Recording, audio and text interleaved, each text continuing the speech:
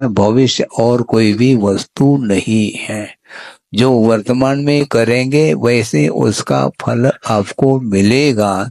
इसलिए संसार से ऊपर उठने के लिए बहुत ज्यादा बड़े बड़े पोथी पढ़ने की आवश्यकता नहीं है, किंतु संसार के निर्माण के लिए कौन से पदार्थ कारण है और कौन मोक्ष प्राप्त करने के लिए साधन है, इस प्रकार आप थोड़ा सा ज्ञान प्राप्त कर लेंगे तो अपने आप ही रास्ता बिल्कुल बहुत प्रशस्त होता चला जाता है।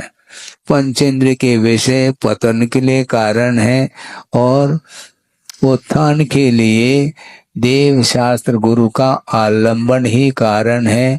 इस प्रकार अपने उपयोग के द्वारा मन के द्वारा समझते हुए अतीत के सारे सारे कृत्यों को भूल करके हम जीवन में जो शेष जीवन बचा है उसमें अपने परिणामों को उज्जवल बनाने का पुरुषार्थ करते हैं।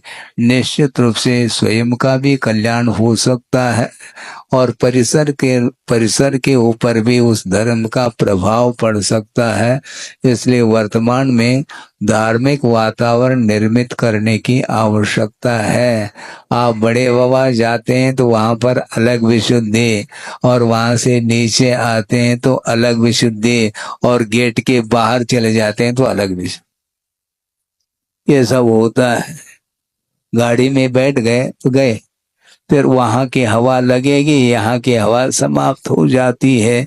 इसलिए हमारा संक्षेप में यही कहना है, आप कहीं भी रहो किंतु भगवान को अथवा प्रभु को और गुरु को भूले नहीं।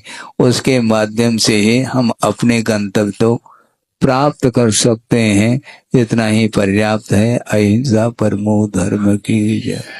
बोधि समाधि परिणाम शुद्धि स्वात्मोपलब्धि शिव शोक सिद्धि चिंतामणिम चिंतित वस्तुदाने पावंद मानस्य ममास्तु। परम पूजाचार्य गुरुवर श्री विद्यासागर जी महाराज की।